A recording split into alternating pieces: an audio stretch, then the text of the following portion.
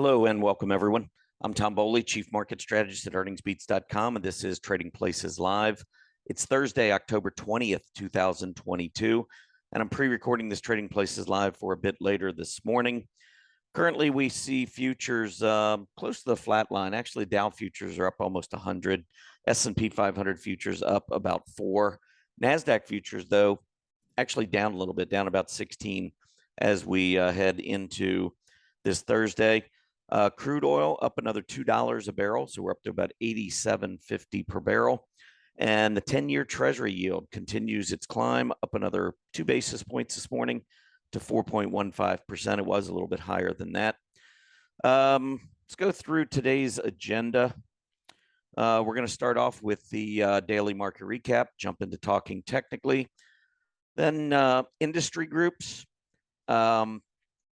earnings spotlight, and then we'll wrap up with the 3 you must see. Let me take you over to earnings beats for those of you who are new to the show, or maybe new to earnings beats, or new to me. If you go over to earningsbeats.com, you can scroll down. We do have a free newsletter that'll help you understand a little bit more about how we approach the market. Again, it's completely free, no credit card required. All it takes a name, email address. You can unsubscribe at any time. It's a 3 times a week newsletter, Mondays, Wednesdays, and Fridays, usually out in the morning before the market opens. It's a very, very quick read, 2 paragraphs, usually in 1 chart. So you can take a quick look at it. Many times it'll feature perhaps a trading candidate. Sometimes it might be just focusing on some of the things that are important to us. Could be earnings gaps, price volume breakouts or breakdowns, trend lines, moving averages, could be some patterns, whatever it is, just something that we find interesting that we provide to our free subscribers. So again, just go over to Earnings Beats and scroll down, and you will find that area where you can sign up. We also do a lot of free events, and if you are signed up to our EB Digest newsletter, we will invite you to those free events when we have them. We do have them fairly often. All right, let's move on to the daily market recap. So what happened? Well, I mean, it was a little bit more of a less volatile day. That's probably a strange way of saying it, but the Dow Jones Industrial Average finished down 100 points, but we were up slightly.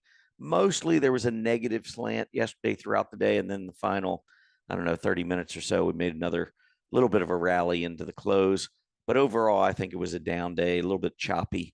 But again, Dow down 100, S&P 500 down 25, NASDAQ down 92. So those 3 on a percentage basis, NASDAQ was the worst performer. However, mid caps and small caps took it on the chin a little bit more. Mid caps down 42 points, the small caps down 17, and on a percentage basis, that was 1.8% on mid caps, 1.5% on small caps. The mid caps closed at 22.99, which was back below the 20-day moving average. Small caps closed just above its 20-day moving average, 11.17 versus 11.15. Of course, the NASDAQ never made it above its 20-day, so it clearly remains below its 20-day moving average. The S&P 500 sitting just below its 20-day, 1 day after closing above it, and the Dow Jones still a little bit above its 20-day. So I think the action didn't really support the bulls case or the bears case yesterday. Maybe a little bit more the bears case, coming back down below the 20-day moving average on a couple of those key indices. But overall, I just think the market was, not a whole lot. The way I was looking at the market, we had Netflix, which had reported great results. Their subscribers were up. I think they added a net 2.4 million subscribers. They beat estimates, looked really good. We've got options expiration week this week. So tomorrow options expire, monthly options expire. And so both of those, I think, were catalysts trying to lift the market to the upside because there were so many in the money put premium, net in the money put premium in the market. So that was one of the reasons why I thought maybe we'd get a little manipulation to the upside. And we did early in the day and then kind of fizzled out. But it just seems like interest rates keep going higher, and that is really squashing any attempted rally.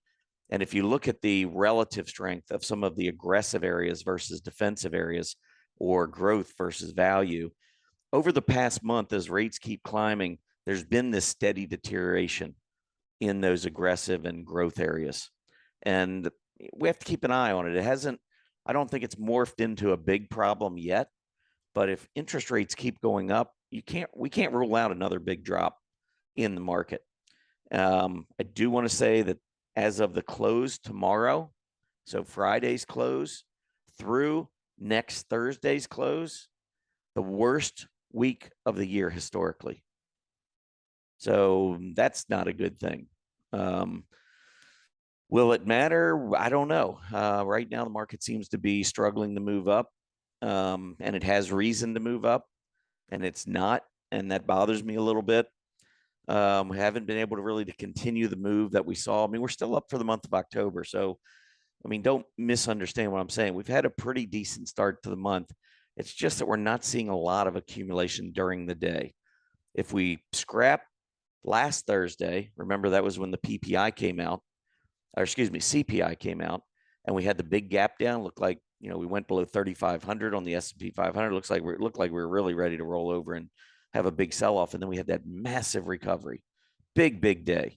And then we had all the disappointment again on Friday with the gap up and then the failure to sustain the move, came back down. Anyhow, all of this is just kind of jumbled.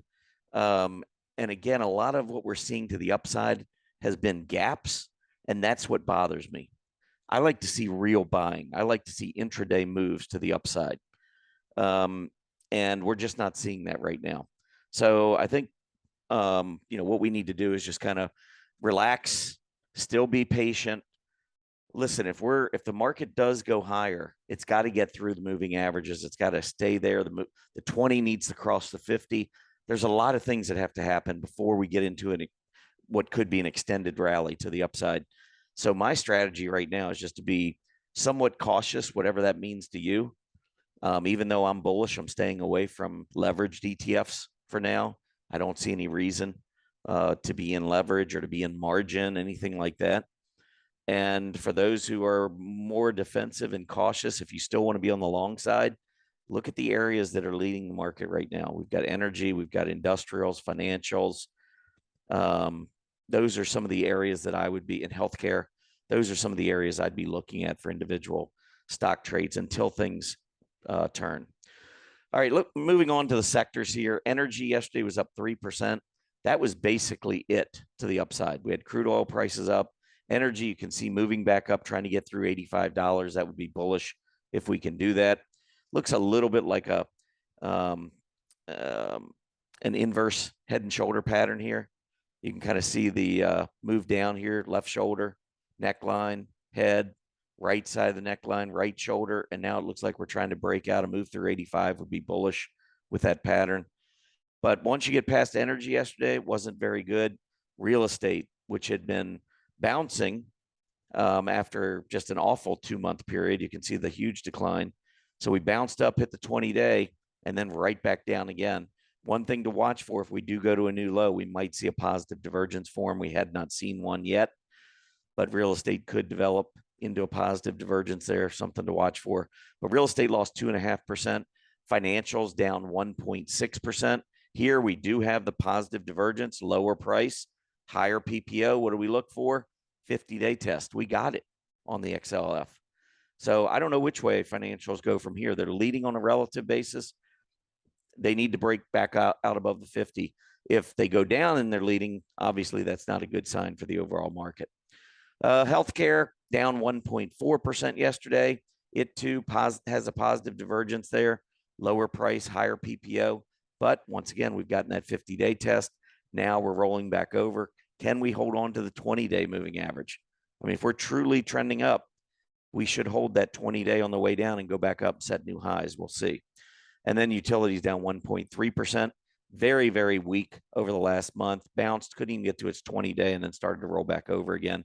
This is one of the few utilities, along with real estate, where the AD lines look pretty weak. I mean, it looks like there's a lot of distribution. The good news for the bulls, both of these are defensive groups. So yeah, folks are getting out of the defensive groups, but when you look at some of the more aggressive groups, the AD lines don't look nearly as bad as those two. All right, 10-year Treasury yield. As I mentioned, we've come back down just a tad. We're about flat right now on the 10-year Treasury yield at 4.13%. We closed yesterday 4.127, so barely up. As far as economic reports go, later this morning, we'll get initial jobless claims.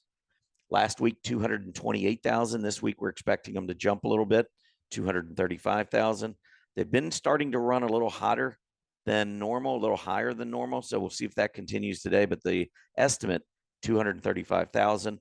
October Philadelphia Fed Manufacturing Index expected to be minus 5.0. September was minus 9.9. So minus 5.0 would actually show improvement, even though it's negative. September existing home sales expected to come in at 4,695,000 units. That would be a drop from August 4.8 million, 4,800,000 units. So that'd be a 105,000 unit drop. September leading indicators expected to fall 0.3%. That was the same we saw in August, a drop of 0.3%. So we'll see how all those reports come out, then maybe watch the bond market. It seems like the stock market, especially the NASDAQ's relative performance, that has been taking a cue from the bond market. So bond market was up earlier. I think at one point this morning, I think I saw up 5 basis points. It is back down relatively flat right now. We really want to see a big reversal on the 10-year Treasury yield. If you're bullish equities, you want that yield coming down. Starting to get a little nerve-wracking up in, above 4%, especially as rapid as it's been rising. You can see here on this chart, just beginning of August, we were down at close to 250. And now we're at 413. That's a big, big move. And I think that this is going to have a negative impact on our economy. The question is, how much of a negative impact? And should the Fed be pausing to see what kind of an impact it's having before continuing its rate raising campaign? They're showing no signs yet of slowing down. The market's expecting another 75 basis points next month. We'll see. Like I said, 10-year Treasury yield, if that keeps going up, I don't think that's going to help the market move higher, the stock market, that is. If anything, I think it'll do the opposite. One thing that I might, just point out is that the S&P is sitting just about where it was in mid-June when I called a market bottom. And we've seen the 10-year Treasury yield from here go up another 60 basis points, and the S&P is still sitting where it was back then. I'm not sure how to read that. I'm not sure whether to read that as, hey, the S&P, if it breaks down, has a lot of catching up to do to the downside, or if it's something where the market's saying, you know what, we're not going any lower than this, and Wall Street's kind of putting their foot down and they're buying. Everybody wants to sell, they're buying, and holding it status quo there from that June low. Anyhow, let's move on to talking technically. Here is that S&P 500, and here we are, 36.95. The low close in mid-June was 36.66. 30 points above it still. We did have a move down below, so technically the bottom call is not the bottom. But given how far up interest rates have gone, I'm pretty surprised that we are still hanging on to this area of support on the S&P. All right, one of the things I was looking at, I like to look at ratios, like the XLY versus the XLP. But if you just look at the XLY, I think you can kind of see this is a 1-month hourly chart. And you see how we've been kind of moving lower and lower throughout this period. If I pull up the XLP, notice we were going lower, but now it looks like we're starting to turn higher. Look at the last 10 days or so since October 10th. See that move to the upside? I'll go back to the XLY. I mean, since the 10th, we've basically been going sideways. We've had a couple gap ups, but we can't sustain it. And so, again, this is just a small sample, but we're seeing money rotating back out of discretionary and into staples. We haven't broken down on the ratio yet below that June low, but we are definitely weakening. And this bears watching as we go forward. The IWF, which is the large cap growth, here we were back a month ago, mostly trending lower, lower highs, lower lows. And then we look at the value, and it doesn't quite, it looks like we went down, up, almost like sideways consolidation, not putting in lower lows and lower highs. I mean, we did put a slightly lower low in last Thursday with that CPI report. But again, I mean, without even looking at the ratio chart, just looking at these two charts, it's just slanted a little bit different. The IWF, look at those highs coming down. These lows, it broke down even before that gap lower. So it's subtle, but there's the IWD. These lows held until this gap down. Now we're back near the highs. This slight rotation needs to be monitored, because if it continues, especially if the market rolls over, we got, as I mentioned, the worst week of the year historically coming up. So if the market is going to take another turn to the downside, it could happen next week. Could happen the end of this week, but into next week is when I'm really going to be watching. The Monday after options expire typically is the worst day of the calendar month. Now, that normally follows what has been a good solid move to the upside. Historically, the market tends to do pretty well middle of the month, and then we get close to options expiration, and that Monday after options expiration, that's when we tend to get hit a little bit. Because we didn't really have a massive move to the upside, I don't know how that's going to play into the action on Monday, but at least know that historically, Monday after options expiration, not a good day. Also, this upcoming week, not good. From the close on Friday through the close next Thursday. All right. Let's move on to industry groups. So one thing I wanted to just feature here on the defense area, I looked back over the last month, and of course, energy industry groups are leading. I think the top 4 or top 3 industry groups over the last month all reside in energy. We know energy's been good. What you might not know, though, is that defense has been pretty good. Look at this move that it's made here in October. We were down at about 515 at the end of September. We're at 581 now. That's a gain of 66 points, which is about 13% up in the month of October. So you might want to keep an eye on some of these defense stocks when they report their earnings. Some of them that are showing relative strength might get a nice surprise to the upside, maybe get some gap ups. That would be an interesting area to look at and to watch, in my opinion. And then also marine transportation in this industrial group. Another group that's really done well over the last month, as you can see. Started the month at 200. Now we're at 225. So again, that's what's that, 12.5%. So very similar to the defense group. So marine transportation. I always find this a difficult area to trade, though. I've not had a lot of success trading marine transportation stocks. So I tend to ignore it only because of my personal track record with this group.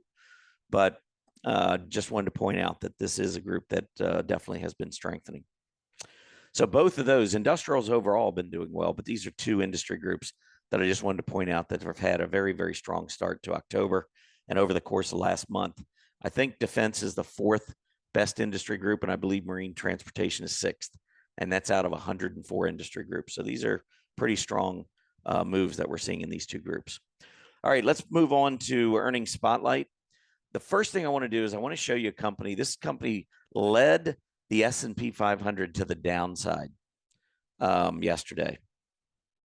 It was down 25% with its earnings report. It was a $525 stock less than 1 year ago. It's 110 now. So these companies that are built, I mean, this isn't just this year. This is any year.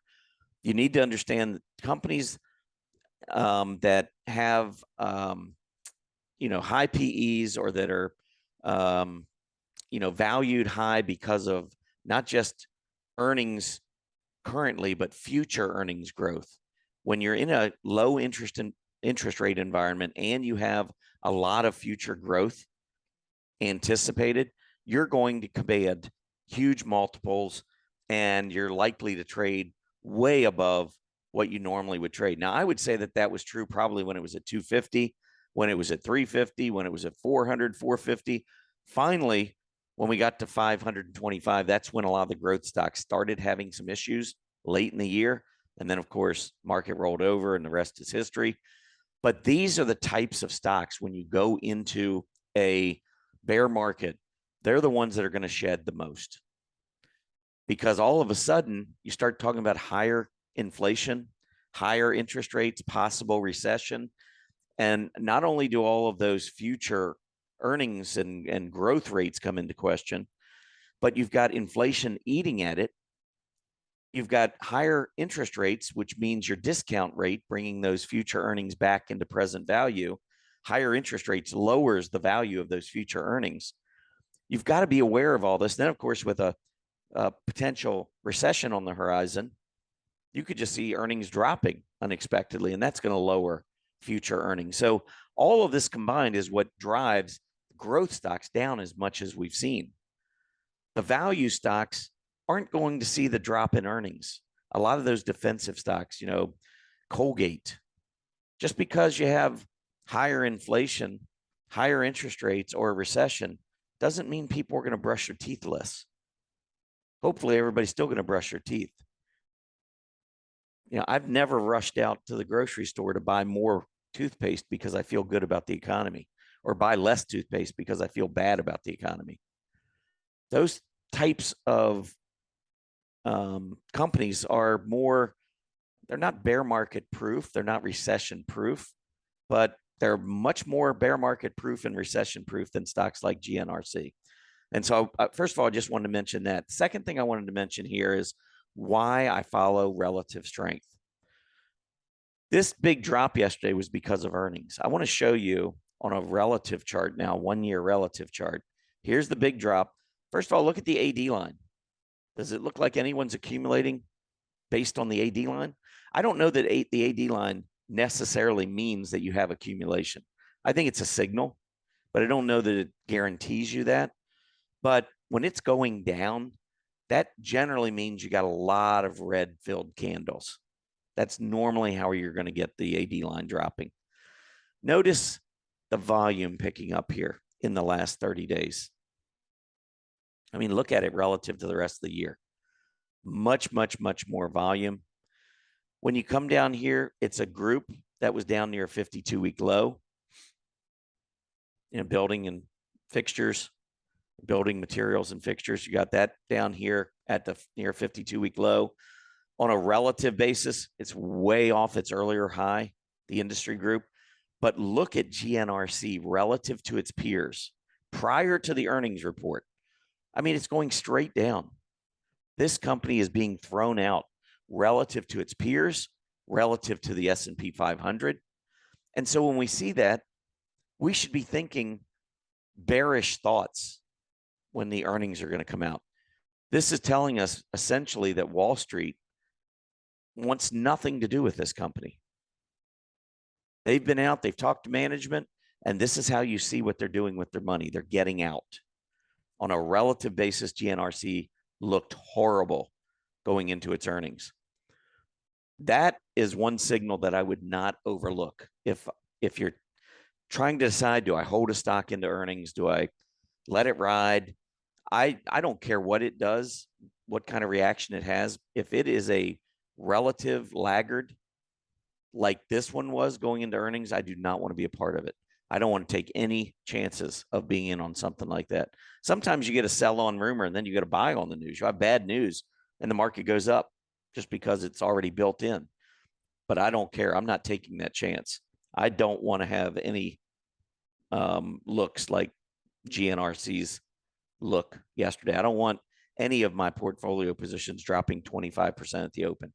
I mean, if you hold any stock into earnings, you could get that. But I just think your odds are much greater in a company that's been trading the way GNRC has. Anyway, I spent a lot of time on that. I just wanted to point that out. So other earnings out last night and this morning. Yesterday after the bell, Tesla came out. Tesla did beat its earnings estimate, $1.05 versus 95 cents. But if we take a look at the pre-market on Tesla, you will see that we are down $13, 6%, back down to 208.70. Go back to the chart. And if we pull up the inspect, the low close here was 204.99. So as long as it opens above that 204.99, I'm still thinking somewhat bullish thoughts. What I would like to see is an open over 204.99 and an intraday move below, and then a close back over 204.99, where it looks like we've got a false breakdown, and then we recover on good volume, big volume, which we'll likely have after earnings, with a kick save, a hammer, something like that. That would be a good look to the chart down near the support level. If it gaps down today and opens below 204.99, or if it opens above and then goes down and closes below 204.99, that to me is a completely different animal. And if we stretch out the chart on Tesla, let's go back again. So if we stretch this out to a 5-year weekly chart, you can see these lows over here. If we can't hold on to 200, then the next low would go down probably to about that 180 area. 182 is the low there. 179, 180 is the low there. That would be a very, very, very significant area of support on Tesla. So watch the current level right around 204, 205. If that gives way, then I think we could be looking down into low 180s, and that would be a very significant support level on Tesla. And there are some that probably would look at this and say, hey, we have a head and shoulder pattern. Got shoulder, left shoulder, then we got neckline, head, right side of the neckline, right shoulder, back down again. So a break below this low. Right now, let me annotate this, get rid of that inspect button. I'm gonna do this kind of quick, but the one thing I don't like these upsloping necklines like this, because number one, you've already broken the neckline. I mean, you could argue, hey, this is a breakdown of the neckline, right? Well, the problem I have with that is, first of all, we haven't lost this support level, and we certainly haven't lost this support level. So anytime you play a upsloping neckline, you run the risk of a stock having a false move to the downside because it hasn't lost price support. I prefer necklines that either go straight across or actually slope a little bit down like that, so that when you break the neckline, you know that all support's been lost. All right. Anyway, IBM came out with a nice report. They beat top and bottom line. They were up about 3% pre-market. Lam Research, a semiconductor, beat top and bottom line. They were about flat, though, last time I looked. One company getting hit hard this morning is Ericsson. I did not see their numbers. They were expected to earn 15 cents, but I did see Ericsson down 15% in pre-market. All right, 3 you must see real quick. M&T Bank, they actually looked really good on their relative strength chart and still had an awful day yesterday, down 14%. So it can happen even to the best of them. Got to be careful holding any stock into its earnings report. Next up, Netflix. Netflix had a great report day before yesterday. You can see broke out above the 250 level. I think now it's between 250 and 350. That's the area that I would watch. And then finally, Travelers. Insurance had been doing really well. Travelers on a relative basis, not so well, but a good earnings report yesterday. Really nice candle, good volume. AD line turns up. I think Travelers is looking better. All right, that's it for me. Appreciate everyone tuning in. Be sure to keep in mind the upcoming bearish period for next week. We got to be careful there. And of course, options expire tomorrow. So generally just be careful anyway. But everyone have a great rest of your week. Enjoy your weekend. I'll see you back on Monday over at Earnings Beats for your next Trading Places Live. Have a great day, everybody. Happy trading. Hey, Grayson Rose here with StockCharts. Thank you so much for watching. I hope you enjoyed that video. If you did, consider giving it a like down below, maybe leave us a comment, and if you're new to the channel, you can subscribe at the link up above. We're gonna bring you daily content from an incredible collection of technical analysts and financial experts.